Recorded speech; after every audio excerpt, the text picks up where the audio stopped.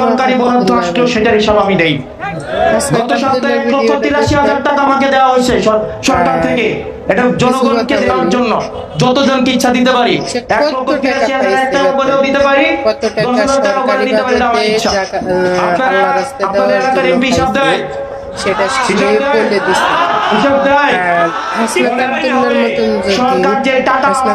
মতন যদি সব মানুষ হইতো, তাহলে গ্রামের ভিতরে এমন মানুষগুলো থাকতো না। ঠিক আছে, এমন অসহায় মানুষ থাকতো না।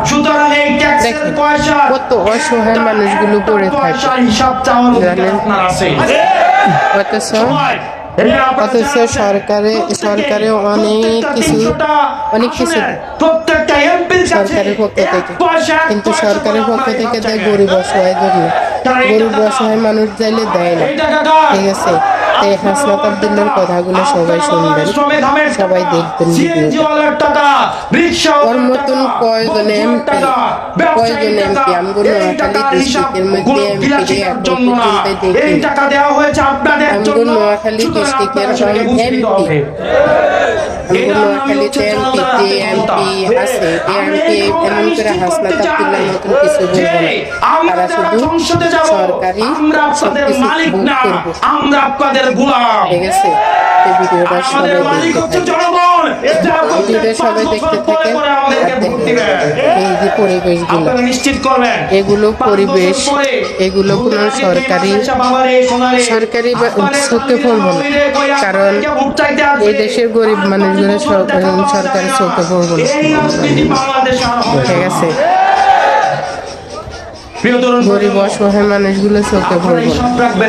কিন্তু হাসনাত আব্দুল্লাহ সব কথা কিন্তু প্রকাশ্যে অনলাইনের ভিতরে বলে দেয়। ব্যারিস্টার সুমনও কিন্তু এমন করে বলছে, কিন্তু আসলে সত্যিকারই কেউ কিছুই করে না। ঠিক আছে, সরকারে যা দেয় এমপি করে সরকারে যা দেয় এমপি মন্ত্রী সবাই কিন্তু খায়াল। ঠিক আছে, বাংলাদেশের এমপি মন্ত্রীরা আগে নিজেরা নিজের জীবন বাঁচা। প্রশাসনের ভাইয়েরা আমরা বুঝি আপনাদের দুঃখ। বাংলাদেশ তবে আপনাদেরকে বাধ্য করা হয়, দলীয়করণ করা হচ্ছে, আমরা আপনাদের কষ্টটা বুঝি, কিন্তু অতি উৎসাহী হয়ে আপনারা দলীয়কৃত হইয়েন না। অতি উৎসাহিত হইয়েন না। পৃথিবী গোল, সূর্য যেটা পূর্ব দিকে ওঠে এটাও পশ্চিম